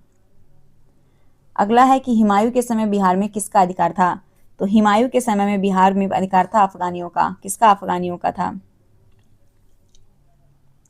बिहार को मुगल साम्राज्य में के सूबा यानी प्रांत के रूप में दर्जा दिया गया तो 1580 में।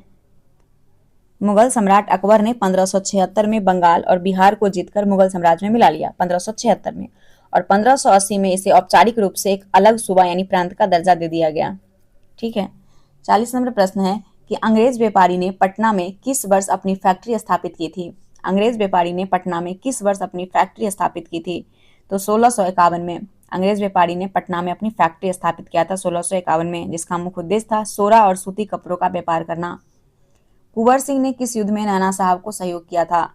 कुंवर सिंह, तो कुंवर सिंह कानपुर में। कुंवर सिंह जो थे, कुंवर सिंह ने कानपुर युद्ध में नाना साहब का सहयोग किया था। कानपुर युद्ध में 1857 की क्रांति के दौरान बाबू कुंवर सिंह ने कानपुर के ऐतिहासिक युद्ध में नाना साहब और तात्या टोपे के साथ मिलकर ब्रिटिश सेना के खिलाफ लड़ाई लड़ी थी।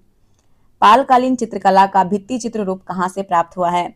तो नालंदा से प्राप्त हुआ है। कहाँ से? नालंदा से। Option number C.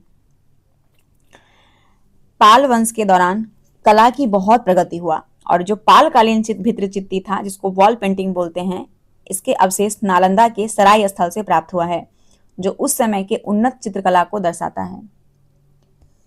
बेगूसराय में चौकीदारी कर के विरुद्ध आंदोलन एक हिस्सा था। तो बेगूसराय में चौकीदारी कर के विरुद्ध आंदोलन एक हिस्सा जो था, ये हिस्सा था आपका संबनीय अवज्ञा आंदोलन का। किसका? 1930 में जो संबनीय अवज्ञा आंदोलन हुआ था उसके हिस्सा था, और ये बेगूसराय, मुंगेर और सारण इसका प्रमुख केंद्र था। निम्न में किस युद्ध के पश्चात ईस्ट इंडिया कंपनी का बंगाल पर शासन स्थापित हो गया? तो आंसर हो जाएगा आपका ऑप्शन नंबर सी, बक्सर के युद्ध के बाद।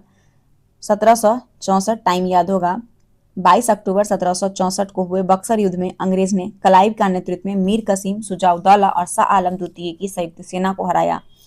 इसके बाद 1765 की इलाहाबाद की संधि से कंपनी का बंगाल, बिहार और उड़ीसा पर वास्तविक दीवानी शासन स्थापित हो गया। बिहार में नवपाषाण काल के अवशेष किस क्षेत्र यानी जिला से प्राप्त हुए हैं? तो ये प्राप्त हुआ है सारण और वैशाली से। बिहार में नवपाषाण कालीन यानी महत्वपूर्ण अवशेष जो हैं वो सारण और वैशाली से प्राप्त हुए हैं। बिहार का कौन सा राज्य उत्तर वैदिक काल का एक महत्वपूर्ण राज्य था? उत्तर वैदिक काल का महत्वपूर्ण, तो विदेह था। विदेह उत्तर वैदिक काल के साहित्यिक यानी शतपथ ब्राह्मण में विदेह राज का उल्लेख मिलता है। राजा जनक यहाँ के प्रसिद्ध शासक थे और यह क्षेत्र उपनिषद काल में ज्ञान और दर्शन का बहुत बड़ा केंद्र बना था। विश्व का पहला गणतंत्र वैशाली में किसके द्वारा स्थापित किया गया? तो आंसर हो जाएगा लिच्छवी। विश्व का पहला गणतंत्र वैशाली जो है ये लिच्छवी के द्वारा स्थापित हुआ। महाभारत और पुराण के अनुसार मगध क्षेत्र में किस राजवंश का उल्लेख सर्वप्रथम मिलता है? तो महाभारत और पुराण के अनुसार मगध क्षेत्र में वृद्धरथ वंश का, किसका? वृद्धरथ वंश का जो है मिलता है, और इस वंश के सबसे प्रतापी राजा था जरासंध। कौन था? जरासंध, जो कि वृद्धरथ का पुत्र था। बिंबिसार कितने वर्ष की आयु में मगध साम्राज्य के सिंहासन पर बैठा था? तो 15 वर्ष। बिंबिसार जो है बौद्ध ग्रंथ यानी कि महावंश के अनुसार हर एक वंश के संस्थापक बिंबिसार 15 वर्ष की आयु में मगध का सिंहासन पर बैठा और उन्होंने लगभग 52 वर्ष तक शासन किया था। मौर्यकालीन प्रांत में किस प्रांत की राजधानी पाटलिपुत्र थी? तो प्राच या प्राची। ऑप्शन नंबर आपका आंसर हो जाएगा ए। मौर्य साम्राज्य प्रशासनिक सुविधा के लिए प्रांत में बटा था, है ना, और केंद्रीय प्रांत या पूर्वी प्रांत को प्राच या प्राची कहा जाता था, जिसकी राजधानी स्वयं पाटलिपुत्र थी। अब नेक्स्ट एंड लास्ट सेट है आज का 10 नंबर प्रैक्टिस सेट। गार्गी संहिता में पाटलिपुत्र पर यवन के आक्रमण का उल्लेख वर्णित है। यह आक्रमण किसके शासन काल में हुआ था? तो पुष्यमित्र शुंग के समय गार्गी संहिता में पाटलिपुत्र पर यवन के आक्रमण का उल्लेख वर्णित है और ये आक्रमण पुष्यमित्र शुंग के शासन काल में हुआ। तृतीय बौद्ध संगति का आयोजन मौर्य वंश के किस शासक के समय हुआ था? तो अशोक के समय। तृतीय बौद्ध संगति का आयोजन मौर्य वंश अशोक के समय में हुआ था। जैन धर्म के 24वें तीर्थंकर महावीर स्वामी का जन्म कहाँ हुआ था? तो महावीर स्वामी का जन्म जो हुआ था ये कुंडग्राम में हुआ था, कुंडग्राम में। नागार्जुनी पहाड़ी गुफाओं में किसने आजीवक के लिए गुफाओं का निर्माण कराया था? तो दशरथ। नागार्जुनी पहाड़ी गुफाओं में आजीवक के लिए गुफा का निर्माण दशरथ ने करवाए थे। बिहार सहित पूर्वी भारत में आर्यों का आगमन हुआ था। तो बिहार सहित पूर्वी भारत में जो आर्य का आगमन हुआ था वो उत्तर वैदिक काल में हुआ था, जो कि आपका 1000 से लेकर 600 ईस्वी पूर्व की बात है। उदंतपुरी विश्वविद्यालय की स्थापना किस पाल शासक ने करवाई थी? उदंतपुरी का तो गोपाल ने करवाया था उदंतपुरी विश्वविद्यालय की स्थापना, गोपाल। प्राचीन भारत के पशु विशेषज्ञ कौन थे? तो प्राचीन भारत के पशु विशेषज्ञ जो थे वो पाल काव्य थे। कौन थे? पाल्य काव्य। बंगाल अभियान से लौटते समय गियासुद्दीन तुगलक ने किस क्षेत्र पर आक्रमण किया था? तो तिरहुत पर। बंगाल अभियान से लौटते समय गियासुद्दीन तुगलक जो था वो तिरहुत पर आक्रमण किया था। मोहम्मद बिन तुगलक ने बिहार के किस नगर का नाम तुगलकपुर रखा था? तो तुगलकपुर रखा था दरभंगा का। मोहम्मद बिन तुगलक ने बिहार के दरभंगा नगर का नाम तुगलकपुर रखा था। मुगल शासक बाबर की मृत्यु 1530 के समय बिहार का शासक कौन था? तो जलाल खान नुहानी था। बाबर की मृत्यु के समय बिहार का शासक जलाल खान नुहानी था। किस मुगल शासक के शासनकाल में बिहार पर बंगाल के नवाबों का नियंत्रण स्थापित हुआ? आंसर हो जाएगा ए बहादुर शाह प्रथम। मुगल शासक बहादुर शाह प्रथम के शासनकाल में बिहार पर बंगाल के नवाबों का नियंत्रण स्थापित था। बिहार में सन्यासी विद्रोह का केंद्र था। तो बिहार में सन्यासी विद्रोह का जो केंद्र था वो पूर्णिया था। कौन था? पूर्णिया। जब बख्तियार खिलजी का अभियान बिहार क्षेत्र में हुआ तब कर्नाट वंश के संस्थापक कोयन शासक कौन थे? तो था आपका नरसिंह देव। जब बख्तियार खिलजी का अभियान हुआ उस समय कर्नाट वंश के संस्थापक थे नरसिंह देव। किस युद्ध के पश्चात शाह आलम द्वितीय ने बिहार, बंगाल और उड़ीसा के क्षेत्र में लगान वसूली का अधिकार ईस्ट इंडिया कंपनी को प्रदान किया? तो वो बक्सर का युद्ध। बक्सर का युद्ध जो है इसके किस युद्ध के पश्चात शाह आलम द्वितीय ने बिहार, बंगाल, उड़ीसा के क्षेत्र में लगान वसूली का अधिकार ईस्ट इंडिया कंपनी को प्रदान किया? तो आंसर हो जाएगा ए बक्सर का युद्ध। बक्सर के युद्ध के पश्चात शाह आलम द्वितीय ने बिहार, बंगाल, उड़ीसा के क्षेत्र में लगान वसूली का अधिकार ईस्ट इंडिया कंपनी को प्रदान किया। बिहार प्रादेशिक सम्मेलन का पहला अधिवेशन कब हुआ था? तो आंसर हो जाएगा 1908 में। बिहार प्रादेशिक सम्मेलन का पहला अधिवेशन 1908 में हुआ था। 1857 के विद्रोह के समय दानापुर के अंग्रेज अधिकारी कौन थे? तो वो थे मेजर जनरल लायल। 1857 के समय दानापुर के अंग्रेज अधिकारी मेजर जनरल लायल थे। Option number B. Babu Veer Kunwar Singh की मृत्यु के पश्चात 1857 का विद्रोह का नेतृत्व किसने किया? तो जब वीर कुंवर सिंह की मृत्यु हो गई तब जो विद्रोह चल रहा था 1857 उसका नेतृत्व जो किया था वो अमर सिंह थे। कौन? अमर सिंह। निम्न में किस भारतीय को रॉबर्ट क्लाइव ने बिहार का नायब यानी दीवान नियुक्त किया था? तो सिताब राय। निम्न में से सिताब राय भारतीय को रॉबर्ट क्लाइव ने बिहार का नायब दीवान नियुक्त किया था सिताब राय को। उलगुलान विद्रोह किससे जुड़ा था? तो वो मुंडा विद्रोह से। उलगुलान विद्रोह मुंडा विद्रोह से जुड़ा था। बंगभंग आंदोलन के समय बिहार के किस स्थान पर राखी बंधन दिवस मनाया गया? तो आंसर हो जाएगा सी दरभंगा। बंगभंग आंदोलन के समय दरभंगा में राखी बंधन दिवस मनाया गया। भारत के कांग्रेस का एक प्रतिनिधिमंडल 1914 में ब्रिटेन भेजे गए जिसमें बिहार का कौन सा व्यक्ति शामिल था? तो वो हो जाएगा डी, उपयुक्त में से एक से अधिक। तो कौन कौन हो जाएगा इसमें हो जाएंगे सैयदानंद सिन्हा और राजेंद्र प्रसाद। भारत से कांग्रेस का एक प्रतिनिधिमंडल 1914 में ब्रिटेन भेजे गए जिसमें बिहार का राजेंद्र प्रसाद और सैयदानंद सिन्हा शामिल थे। मुजफ्फरपुर बम कांड में किसकी हत्या का प्रयास किया गया था? तो जॉर्ज किंग्सफोर्ड की हत्या का प्रयास किया गया था। ठीक है, ऑप्शन नंबर आपका सी हो जाएगा। हिंदू पैट्रियाइट के किस संपादक ने नील प्रेरित किसान का पक्ष लिया था? आंसर है हरिश्चंद्र मुखर्जी का। हिंदू पैट्रियाइट के संपादक हरिश्चंद्र मुखर्जी ने नील प्रेरित किसान का पक्ष लिया था। निम्न में कौन व्यक्ति चंपारण आंदोलन से संबंधित थे? तो उपयुक्त में एक से अधिक। चंपारण आंदोलन से जुड़े थे ब्रज किशोर प्रसाद, राजेंद्र प्रसाद, अनुग्रह नारायण सिन्हा। बिहार में खिलाफत आंदोलन प्रारंभ हुआ था। तो बिहार में खिलाफत आंदोलन जो है ये प्रारंभ हुआ था कब? तो ये हुआ था 1919 में। खिलाफत आंदोलन 1919 में। निम्नलिखित में कौन राज्यपाल तथा मंत्रिमंडल के बीच सेतु का कार्य करता है? तो मुख्यमंत्री जो है, मुख्यमंत्री राज्यपाल तथा मंत्रिमंडल के बीच सेतु का कार्य करते हैं। बिहार के पहले दलित मुख्यमंत्री कौन थे? तो बिहार के पहले दलित मुख्यमंत्री जो थे वो थे भोला पासवान शास्त्री। कौन थे? भोला पासवान शास्त्री। राज्य सरकार को विधि संबंधित विषय पर सलाह कौन देता है? तो वो देता है महाधिवक्ता। राज्य सरकार के विधि संबंधित विषय पर सलाह महाधिवक्ता देता है। भारतीय संविधान के किस अनुच्छेद में राज्य निर्वाचन आयोग के गठन का उपबंध किया गया? आंसर है अनुच्छेद 243 का के। भारतीय संविधान का अनुच्छेद 243 के में निर्वाचन आयोग के गठन का उपबंध किया गया है। आई में है वित्त आयोग का। ग्राम कचहरी का प्रधान होता है, तो ग्राम कचहरी का प्रधान सरपंच होता है। कौन? सरपंच। सूचना का अधिकार अधिनियम किस वर्ष लागू किया गया? सूचना का अधिकार अधिनियम को लागू किया गया था 2005 में। विधानसभा अध्यक्ष अपना त्यागपत्र किसे सौंपता है? तो विधानसभा अध्यक्ष अपना त्यागपत्र सौंपता है विधानसभा उपाध्यक्ष को। बिहार के पहले मुस्लिम राज्यपाल कौन थे? तो बिहार के पहले मुस्लिम राज्यपाल जाकिर हुसैन थे। कौन थे? जाकिर हुसैन। वर्तमान में भारत में उच्च न्यायालय की कुल संख्या कितनी है? तो वर्तमान में उच्च न्यायालय 25 है। कितना? 25। राज्य सूचना आयुक्त का कार्यकाल कितने वर्ष का होता है? तो राज्य सूचना आयुक्त का जो कार्यकाल होता है वो 3 वर्ष का होता है। कितना? 3 वर्ष का।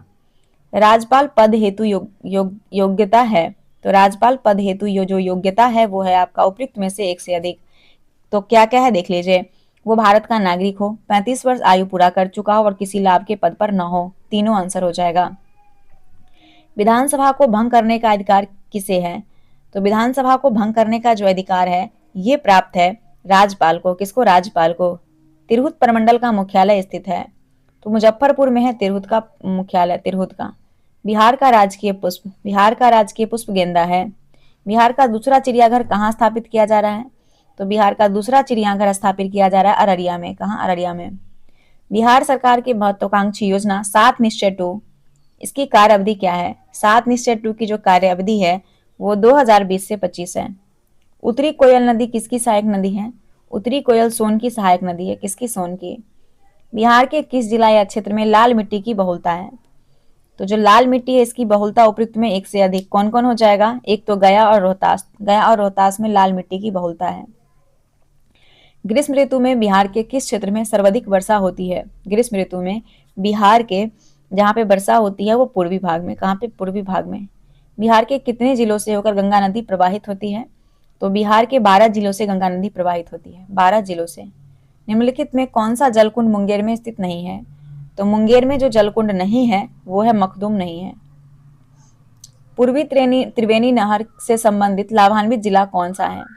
पूर्वी त्रिवेणी नहर से सर्वाधिक लाभान्वित जिला ये है आपका पश्चिमी चंपारण, सबसे ज्यादा लाभान्वित है। पड़ोसी राज्य झारखंड के साथ बिहार के कितने जिले सीमा साझा करते हैं? तो 8 जिले सीमा साझा करते हैं झारखंड से। 8 जिला।